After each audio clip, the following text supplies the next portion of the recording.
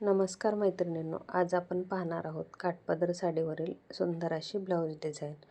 तर बघा, ही blouse design बनवण्यासाठी इथे आपण ब्लाऊजची उंची घेतलेली आहे 14 इंच, छातीचं माप घेतलेलं आहे 10 इंच, गळा घेतलेला आहे 10 इंच आणि वर जो गळा घेतलेला आहे तो घेतलेला आहे 3 इंच आणि खाली ह्या पद्धतीने आपण आकार देऊन घेतलेला आहे.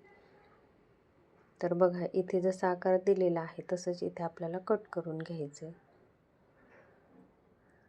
तर बघा, इथे गळा कट करून घेतलेला आहे आणि ह्या ब्लाऊजला आपल्याला बॅक हुक करायचे आहे, त्यासाठी इथे सेंटरमध्ये कट करून घेतलेला आहे. तर बघा, इथे अस्तरवर कट करून झालेला आहे. आता ब्लाऊजचा मेन कपडा घ्यायचा आहे आणि तो सेंटरमध्ये कट करून घ्यायचा आहे. तर बघा, सेंटरमध्ये कट करून घेतलेला आहे आणि एक बाजू आपल्याला बाजूला ठेवून घ्यायची आहे आणि एक बाजू सरळ ठेवून त्यावर अस्तर ठेवून घ्यायचं आहे. तर बघा, इथे व्यवस्थित अस्तर ठेवून शोल्डरला आणि मध्ये 2-3 ठिकाणी आपल्याला टाचपिन लावून घ्यायच्यात. टाचपिन लावल्याने कपडा घसरत नाही व शिलाई मारायला सोपं जाईल, यासाठी टाचपिन लावणं खूप महत्त्वाचं आहे. तर बघा, इथे टाचपिन लावून झालेली आहे आणि आपल्याला एकसारखी शिलाई मार्जिन ठेवून इथे शिलाई टाकून घ्यायची आहे.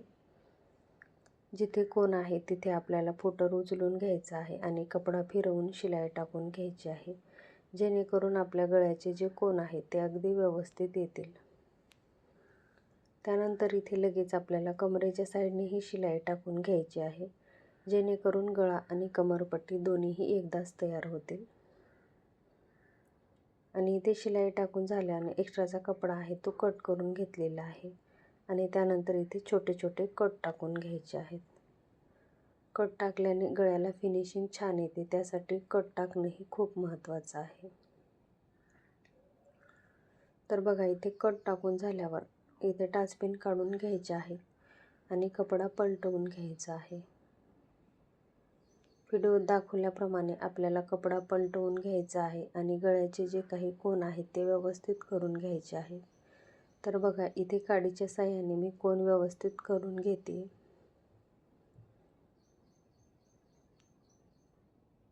आणि आता ब्लाऊजचा जो मेन कपडा आणि अस्तर व्यवस्थित करून आपल्याला इथे दाब शिलाई देऊन घ्यायची. दाब शिलाई देताना अस्तरचा कपडा बाहेर येणार नाही याची काळजी घ्यायची. दोन्ही कपडा व्यवस्थित धरून इथे आपल्याला दाब शिलाई देऊन घ्यायची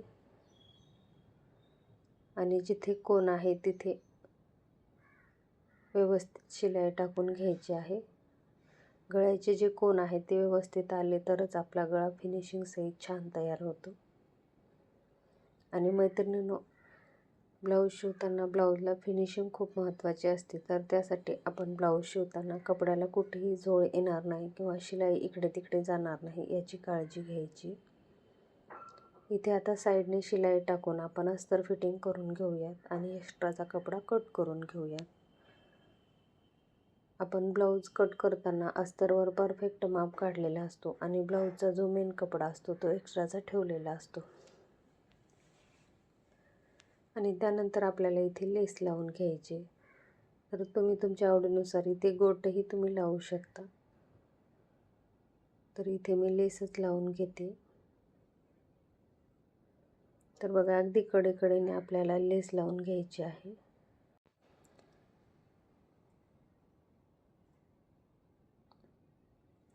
मैत्रिणींनो, व्हिडिओ आवडला तर व्हिडिओला लाईक करा, शेअर करा आणि अशाच नवनवीन व्हिडिओसाठी चॅनलला सबस्क्राईब करा. आणि आता इथे लेस लावून झाल्यावर आपल्याला जी एक्स्ट्राची लेस आहे ती कट करून घ्यायची आहे आणि त्यानंतर आपल्याला लेसला डबल टिप टाकून घ्यायची आहे.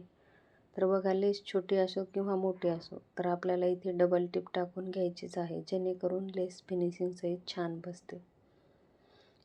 एकच शिलाई जर टाकली तर आपली लेस उचलल्या जाते, त्यासाठी इथे डबल शिलाई टाकून घ्यायची आणि मागच्या साईडचा टक्स टाकून घ्यायचा आहे. तर बघा, एक बाजू तयार झालेली आहे आणि ह्याच पद्धतीने आपल्याला दुसरीही बाजू तयार करून घ्यायची आहे. आणि त्यानंतर आपण इथे सेंटरला एक शो बटन लावून घेतलेला आहे.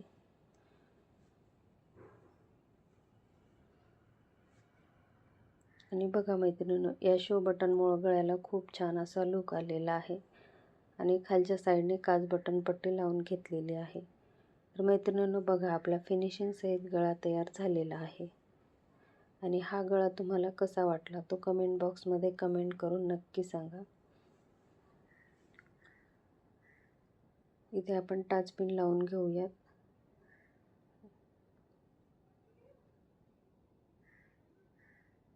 आणि बघा, गळ्याला किती सुंदर असा लुक आलेला आहे. आणि काठपदर साडीवर किंवा डिझायनर साडीवर हा गळा खूप छान दिसतो. धन्यवाद.